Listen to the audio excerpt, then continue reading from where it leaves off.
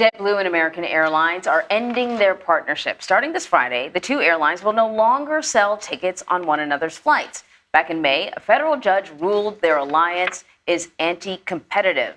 On the set to discuss this is longtime journalist and travel expert Scott Mayerowitz. Thanks for joining us, Scott. So we know why they're breaking up, because a judge is ordering this divorce. But on what grounds? Yeah, if you look at the entire U.S., there are airlines that dominate certain cities and certain markets. And JetBlue and American were very weak together in the Northeast. They came together.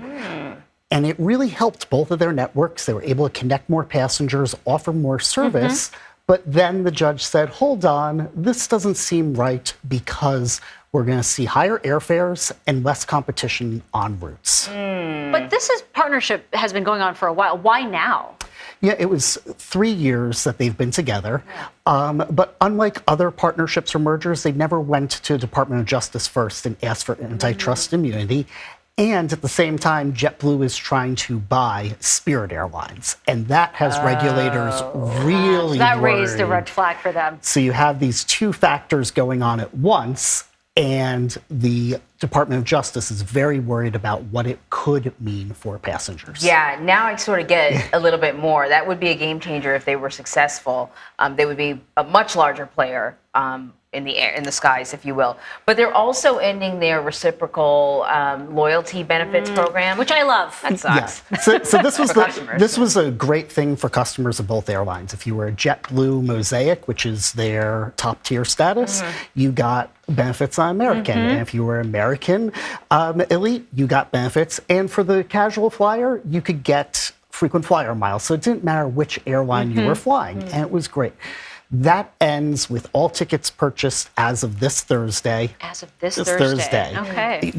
If you've already got a ticket booked, you can go in now, change your frequent flyer number to either American or JetBlue, whatever you want. But come Friday morning, that is over. And this is the first of several steps we're going to see with these two airlines. They're going to stop code sharing at some point, and they're going to stop coordinating on routes. And American is even leasing gates to JetBlue at LaGuardia Airport in New York. So you'll probably see less JetBlue flights out of there unless there's some sort of agreement that they can reach. So, Scott, you had mentioned how this will affect people who book their tickets as of this Thursday. But what about people who've already had those tickets booked and will travel maybe weeks and months in advance? How does this all just break apart now? So the first thing is, if you've already booked your travel, for instance, I have a JetBlue flight coming up in a few weeks, you can still go in and choose if you want JetBlue miles or American miles for that flight. But you have to make that decision by Thursday. As for most of the flights, it's going to be months for them to wind down this partnership. So most people who have trips booked for the summer, for say, are fine. It's those who might have booked 6 or 7 months out that you need to just keep watching your reservations. No one knows yet what they're going to do. I bet the airlines don't even know what they're going to do yet, but you could see schedule changes or cancellations. Oh, man. It seems like this is going to, I don't know about the prices, but certainly limit options for travelers. So that's what the airlines are arguing, Yeah. that this actually does limit the options, the connectivity. You know, American was able, because of this partnership, to add flights from New York to Athens, Tel Aviv, Delhi. And JetBlue was able to do more flying to cities outside from LaGuardia Airport. And that did give travelers more options. The Department of Justice, however, is saying there's a price for that.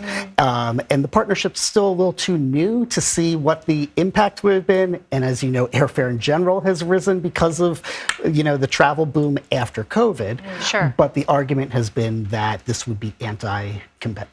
And Scott, before we go, I want to ask you about this, because you were saying this is what raised the red flag, the JetBlue proposed purchase of Spirit Airlines. Where is that going right now? So there's a trial set for October right now.